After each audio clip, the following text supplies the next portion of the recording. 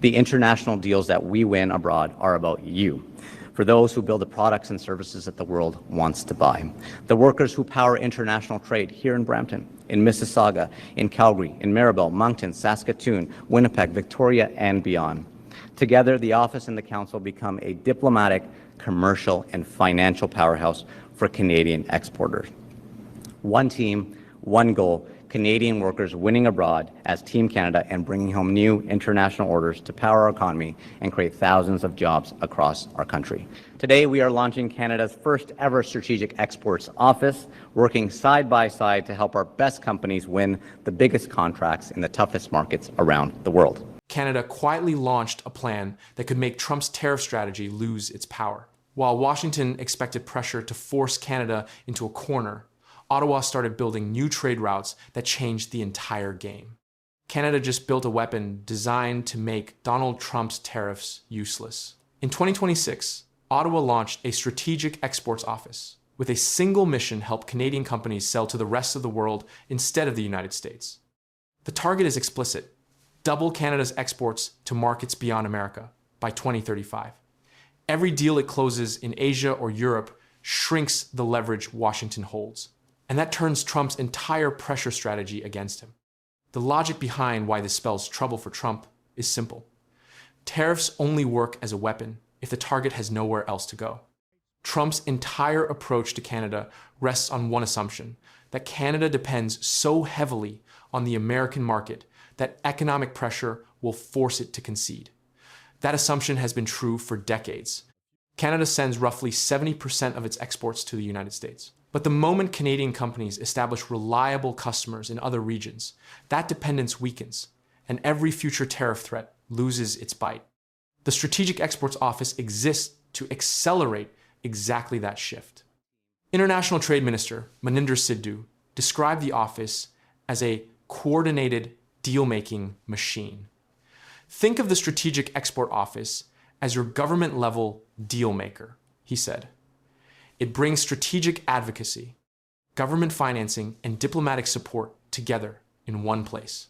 Established within Global Affairs Canada and led in close collaboration with Export Development Canada, the office is designed to strengthen Canada's ability to secure international business and coordinate senior-level commercial engagement in strategic sectors, aerospace and defense infrastructure, and energy. It brings Canada's diplomatic, commercial, and financial expertise together in a single body to remove trade barriers and open doors for Canadian companies worldwide. The problem the office solves reveals why Canada had been vulnerable. Sidhu said boards of trade and commerce organizations across the country told him Canada was losing business because it wasn't as coordinated as its competitors.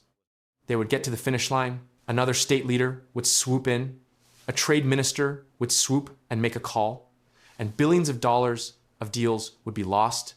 He said, better coordination is what's required. That gap is exactly what the office fills, matching the aggressive, government-backed deal-making that rival nations deploy, so Canadian companies stop losing contracts at the final stage.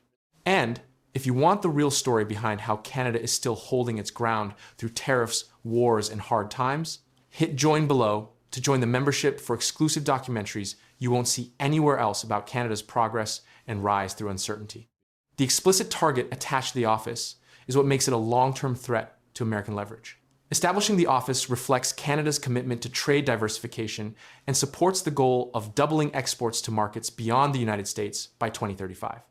That is a concrete, decade-long national objective. Doubling non-US exports within roughly 9 years would fundamentally restructure Canada's trade, permanently reducing the share of the economy that any American tariff can touch. For a president whose primary lever over Canada is market access, a Canada that needs the American market half as much as a Canada he can pressure half as effectively, the momentum is already building. Under Carney's leadership, Canada has secured more than $28 billion in international sales and signed more than 20 strategic trade and defense agreements around the world over the past year. Sidhu pointed to specific deals that came together through coordinated efforts between companies and Global Affairs Canada, sometimes with a direct assist from Prime Minister Carney CAE's sale of flight simulators to Malaysia Airlines Group, and Airbus Canada's deal to supply 100 50 A220 jets to Malaysia's AirAsia. It was a collective team effort that brought this deal over the line, Sidhu said of the Airbus Canada agreement. These are precisely the large, competitive Asia market contracts the office is built to win more of. The private sector has been brought directly into the strategy. Alongside the office, Sidhu launched a Strategic Exports Advisory Council, a forum for dialogue between the government and private sector leaders on trade diversification. Its members include the heads of Open Text, the Canadian Chamber of Commerce, and Bombardier, and the council represents hundreds of thousands of jobs across Canada.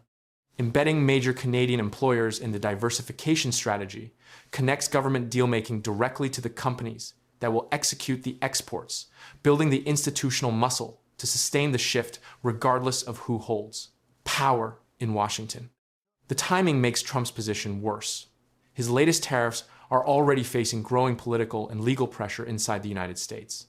The Supreme Court struck down his earlier emergency tariff authority, forcing the administration to rebuild its tariff structure on contested legal ground.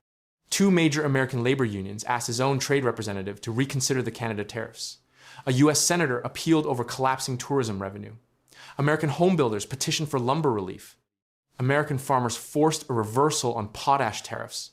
As Trump faces mounting domestic opposition to the tariffs, Canada is quietly building the structure that makes those tariffs less relevant. The diversification is not theoretical. It is already producing signed agreements. In a single week, Canada concluded a comprehensive economic partnership with the United Arab Emirates and signed a free trade deal with Ecuador. The UAE pledged approximately $70 billion in investment in Canada.